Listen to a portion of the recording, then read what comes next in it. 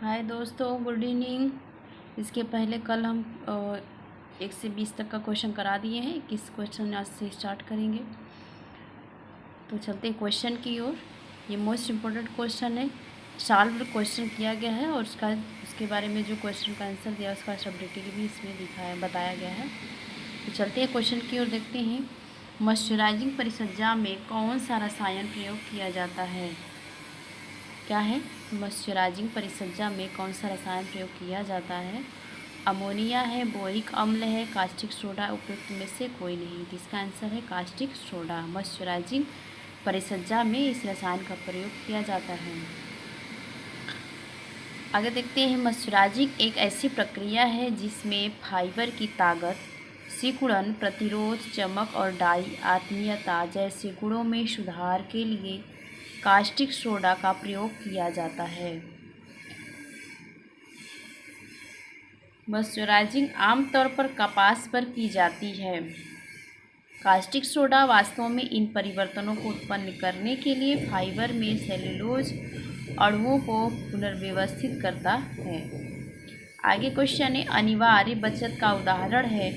तो क्या है? सामान्य भविष्य निधि, बैंक जमा, LIC, जन भविष्य निधि। इसका आंसर होगा अनिवार्य बचत का सही उदाहरण अनिवार्य भविष्य निधि योजना है। इसके अंतर्गत बताया गया है कि सामान्य भविष्य निधि सरकारी कर्मचारी के लिए एक अच्छा बचत उदाहरण है। कर्मचारी के लिए अपने वेतन का एक हिस्सा नियमित रूप से उस समय तक योगदान कर सकता है जब तक वह कार्यरत नहीं है। जब तक वह कार्यरत नहीं है तो अपने वेतन का एक हिस्सा क्या कर सकता है? नियमित उस रूप में समय योगदान कर सकता है। GPF तो सामान्य भविष्य निधि सरकार कर्मचारियों के लिए उपलब्ध एक बचत योजना GPF है। GPF में इनको राशि मिलती है। PPF क्या होता है? जन भविष्य निधि सभी निवासी भारतीयों के लिए है। GPE क्या होता है? सामान्य भविष्य निधि पर मौजूदा ब्याज दर कानून है। नेक्स्ट क्वेश्चन है, विश्व स्वास्थ्य संगठन की स्थापना कब हुई? तो विश्व स्वास्थ्य संगठन की स्थापना 1948 में हुई है, लेकिन इसमें आंसर को नहीं दिखाया गया। ऐसे ही क्वेश्चन पेपर में दिया गया था। इसको माना गया है 1940 को मान्य आयोग ने किया है। तो देखते इसके बारे में। 1940 में विश्व स्वास्थ्य संगठन की स्थापना हुई है। 7 अप्रैल 1948 को विश्व स्वास्थ्य संगठन की स्थापना हुई। तो क्वेश्चन में जो दिया था 1940 दिया था, 48 का ऑप्शन नहीं दिया था। तो 1940 को आयोग ने माना था इसे। इसका मुख्यालय स्विट्जरलैंड के जेनेवा में स्थित है। अगर पूछा जाएगा WHO का मुख्यालय कहाँ है, तो स्विट्जरलैंड जेनेवा में है। इसका मुख्य उद्देश्य सभी लोगों द्वारा स्वास्थ्य के उच्चतम संभव स्तर की प्राप्ति के लिए बताया है। नेक्स्ट क्वेश्चन की ओर चलते हैं। निखिल एवं डार्सी के अनुसार मानवीय संसाधन है कौन कौन से? समय, शक्ति, धन, कुशलताएं, ज्ञान, शक्ति, समय, सामुदायिक सुविधाएं, उपयुक्त में से कोई नहीं। इसका आंसर होगा कुशलताएं, ज्ञान और शक्ति। तो किसके अंतर्गत दिया गया है? तो निखिल एवं डार्सी के अंतर्गत है। कुशलताएं, ज्ञान, शक्ति क्या है? ये मानवीय साधन है। तो पारिवारिक साधन 2 प्रकार के होते हैं, मानवीय साधन और अमानवीय साधन। तो मानवीय साधन के अंतर्गत जो है ये निखिल एवं डार्सी के अंतर्गत बताया गया। अमानवीय साधन निखिल एवं डार्सी के अंतर्गत है और ग्रास एवं कैंडल के अनुसार अमानवीय साधन है। तो यहाँ पर निखिल एवं डार्सी के अंतर्गत मानवीय साधन को बताया गया। तो क्या है? ज्ञान है, समय, ऊर्जा, कौशल, योग्यता, मनोवृत्ति। मानवीय अंतर्गत क्या? पैसा, भौतिक, सामान्य, सामुदायिक सुविधाएं, ये ग्रास एवं कैंडल ने बताया है। नेक्स्ट क्वेश्चन की ओर चलते हैं। बच्चे के शारीरिक, मानसिक, सामाजिक और नैतिक गुणों को विकसित करता है। तो क्या विकसित करता है? खेल, खाना, चिल्लाना, अनुपूरक लेना। तो खेल क्या है? बच्चों के नैतिक गुणों का सर्वांगीण विकास के लिए क्या होता है? खेल जरूरी होता है। कौन कौन से जो विकास होते हैं, कौन कौन से होते हैं? तो बच्चों के जो विकास होते हैं खेल के दौरान, तो शारीरिक, मानसिक, सामाजिक और नैतिक गुणों का विकास होता है। जब बच्चा खेलता है तो उससे शारीरिक विकास होता है, लेकिन खेल से होने वाले खेल ऐसे होने चाहिए जिनसे उनमें मानसिक और सामाजिक भी गुणों का विकास हो और उससे बच्चे कुछ ज्ञान अर्जन कर सकें। नेक्स्ट क्वेश्चन की ओर चलते हैं। व्यक्तिगत संपर्क, पारस्परिक सद्भाव एवं मैत्री बढ़ाने की दृष्टि से कौन सी विधि अत्यंत लाभकारी है? तो पहला है कार्यालय भेंट, फार्म व घर पर भेंट, विधि व परिणाम प्रदर्शन, समूह चर्चा का आयोजन। इसका आंसर होगा फार्म व घर पर भेंट। क्या बताया गया है इसके आंसर में देखते हैं।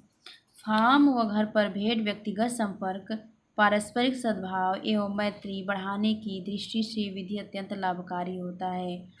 तो अगर किसी चीज़ के बारे में बात करनी हो तो ये व्यक्तिगत संपर्क करके या किसी चीज़ का क्या है प्रसार प्रचार करना है तो भी हम व्यक्तिगत संपर्क के बारे में जितना अच्छे से उनको समझा सकते हैं और किसी थ्रू नहीं उनको जानकारी दे सकते। तो सामने आपसी क्या होता है संपर्क होता है, बातचीत होती है, तो क्या होता है ये घर भाव और घर पर भेंट के अंतर्गत व्यक्तिगत संपर्क आते हैं। नेक्स्ट आगे टॉपिक, अपने किसी मित्र के साथ उसके घर पर जाकर मिलना बातचीत करना व्यक्तिगत संपर्क के अंतर्गत आता है।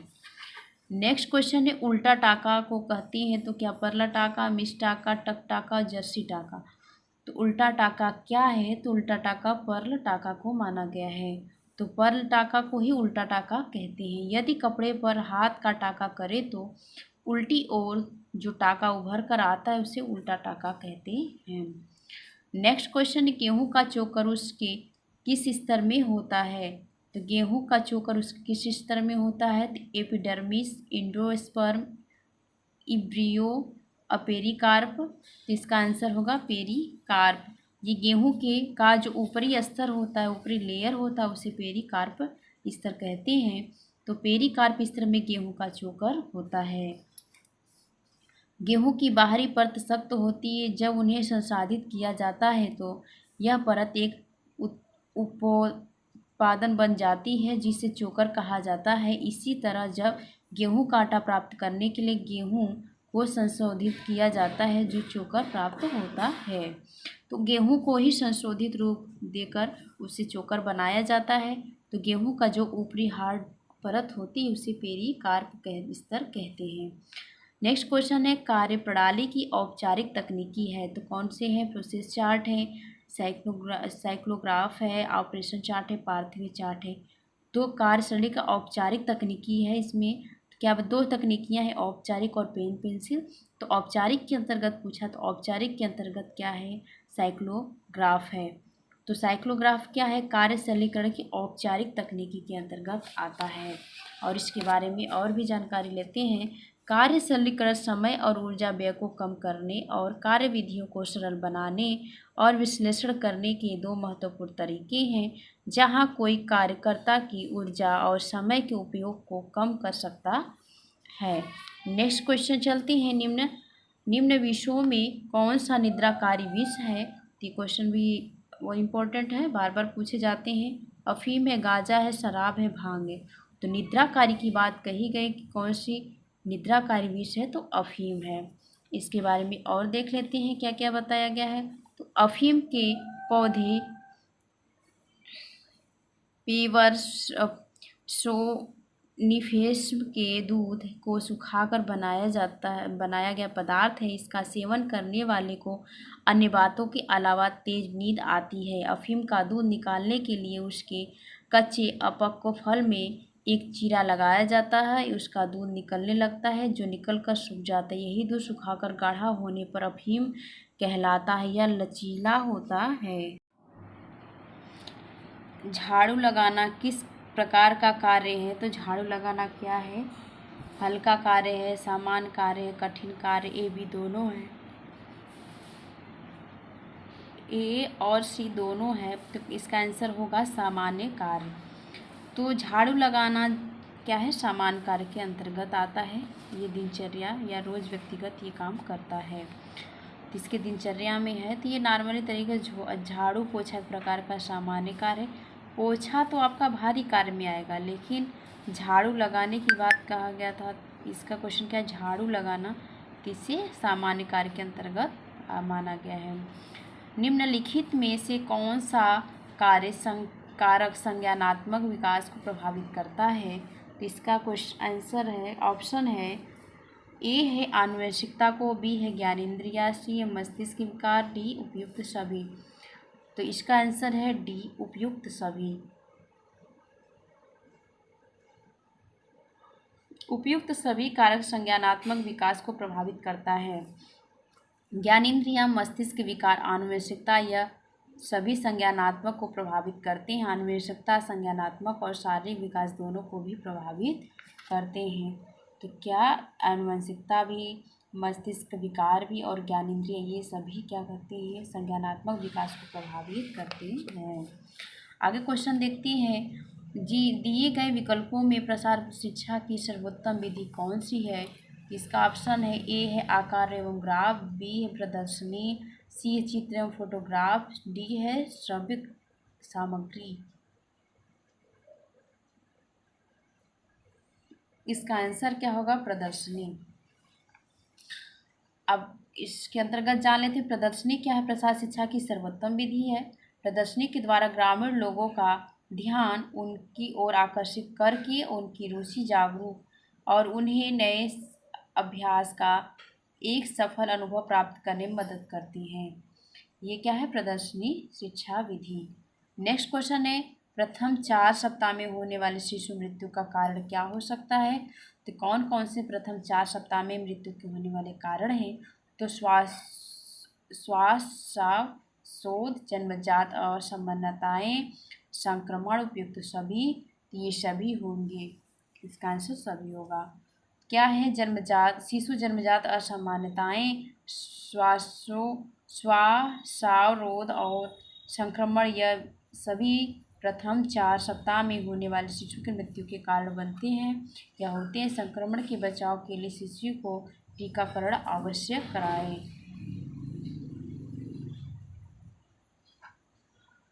जब बच्चों का जन्म होता है तो बच्चों को संक्रमण से बचाव के लिए तो क्या होता है, टीकाकरण लगाया जाता है। तो बच्चों का टीकाकरण होना आवश्यक माना गया है। नेक्स्ट क्वेश्चन है, बाल विकास के विभिन्न पहलू हैं। तो कौन कौन से हैं। तो शारीरिक विकास है, गत्यात्मक विकास है, भाषा विकास, उपयुक्त सभी। इसका आंसर क्या होगा, उपयुक्त सभी। बाल विकास के अंतर्गत शारीरिक विकास, गत्यात्मक विकास, भाषा विकास यह सब विकास आते हैं।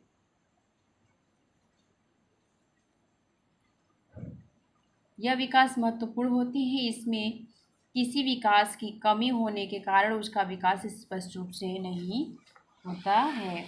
नेक्स्ट क्वेश्चन है, टर्सल प्रयास। तो कौन सा होगा ऑप्शन, झुकाव, बैठना या उठना, खींचना, टांग की गति रोकना। तो ये सब क्या है, इसमें आंसर क्या होगा, झुकाव या बैठना। टर्सल प्रयास में टर्सल की गति शामिल होती है और इसीलिए इसे टर्सल प्रयास कहा जाता है। इनमें झुकना, उठना, मुड़ना आदि शामिल है। अधिक जोरदार गतिविधियां करने और उच्च ऊर्जा लागत की मांग करने के लिए इनकी आवश्यकताएं होती हैं।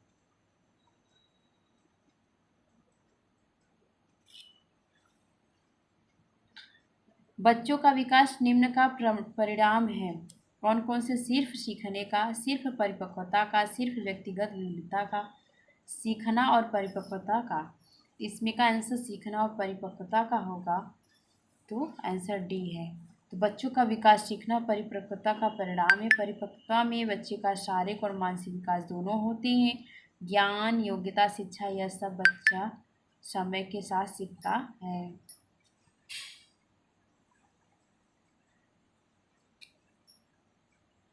ऊर्जा को मापने की विधि को कहते हैं फोटोमेट्री। ज्यामिति, तापमान, कैलोरीमेट्री। तो ऊर्जा को मापने की विधि क्या है, कैलोरीमेट्री है।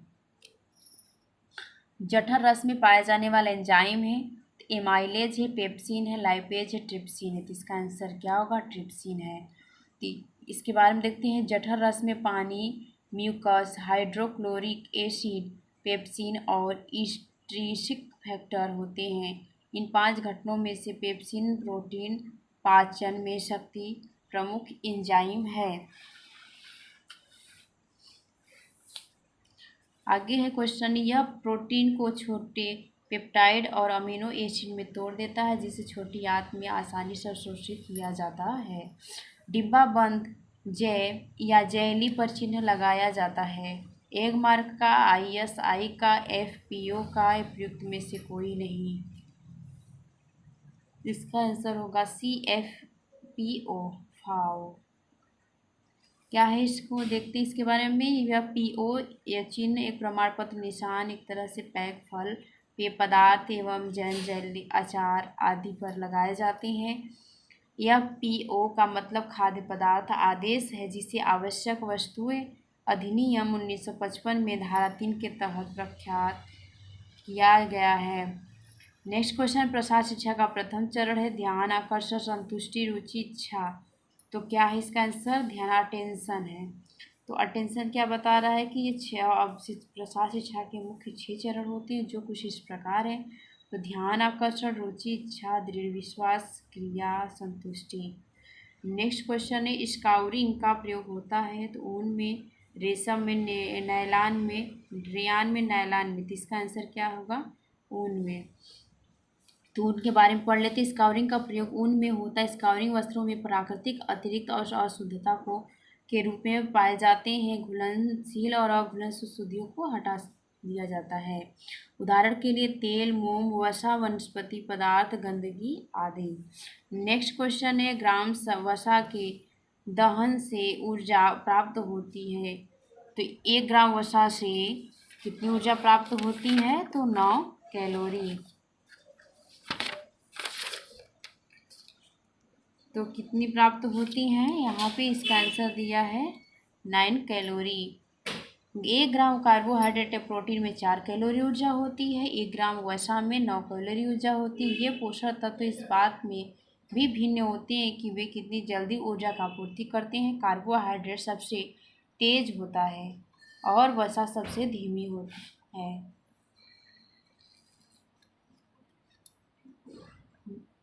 नेक्स्ट क्वेश्चन है प्रसव में सबसे पहले नितंब आना, इसके बाद टांगे आना और बाहें, अंत में सिर आना। यह स्थिति क्या है, जब ब्रीच जन्म ब्रीच होता है, उपकरण जन्म होता है, प्राकृतिक जन्म होता है, सहज जन्म में होता है। तो ब्रीच जन्म होता है।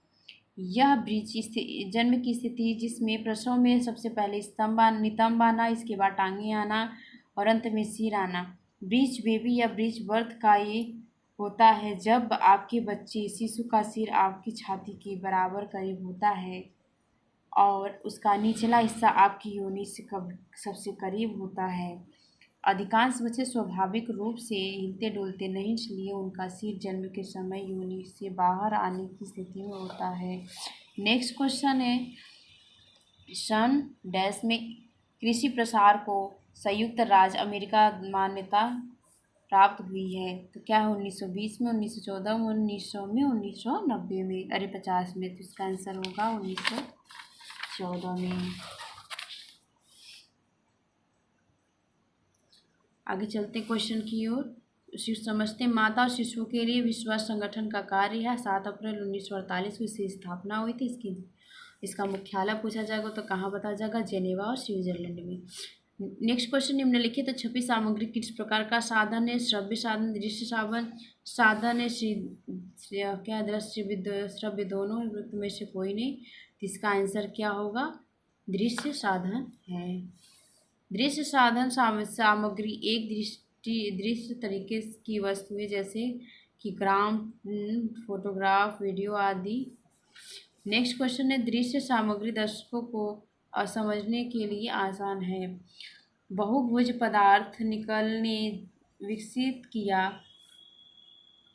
विकसित किया। बहुदेशीय भोज्य पदार्थ किसने विकसित किया। तो क्या है, निन्ने, CFRIT, TRI मैसूर ने, ये भी दोनों में से कोई नहीं। तो इसका आंसर होगा CFRTI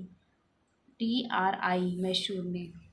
नेक्स्ट क्वेश्चन है कि मैसूर ने बहुउद्देशीय भोज्य पदार्थ विकसित किया। 1957 में भारतीय बहुउद्देशीय भोज्य पदार्थ का निर्माण योजना बनाई गई। नेक्स्ट क्वेश्चन है वृद्धि के दौरान बच्चों को किस अमीनो अम्ल की आवश्यकता होती है? तो हिस्टाडीन की आवश्यकता होती है। वृद्धि के दौरान बच्चों को हिस्टाडीन अमीनो अम्ल की आवश्यकता होती है। हिस्टाडीन को शिशुओं के आहार में आवश्यक है। इसका उपयोग शरीर द्वारा विशिष्ट हार्मोन्स तथा मेटाबोलाइज बनाने के लिए किया जाता है। नेक्स्ट क्वेश्चन है, परिधान एवं राफल कॉलर प्रायः किस आकार के गले में लगाए जाते हैं? इसका क्या आंसर होगा? तो केंद्र में परिधि की कौन से कॉलर लगाए जाते हैं? आयताकार, वी आकार के, यू आकार के, गोलाकार। तो इसका आंसर होगा गोलाकार। राफल्ड कॉलर को मिल स्टोन कॉलर भी कहा जाता है। कौन सा स्टोन? मिल स्टोन कॉलर भी कहा जाता है। कपड़े का एक इट्ठा या प्लेट्स टुकड़ा नेक लाइन के चारों ओर रफ बनाता है। रॉयल कॉलर के आधुनिक संस्करणों के अक्सर केवल 1 इंच की छोटी ऊंचाई होती है। आज के लिए इतना ही। कल इसके आगे फिर ये वीडियो क्या कहते हैं, इसका क्वेश्चन लाएंगे। तब तक के लिए धन्यवाद। Thanks for watching.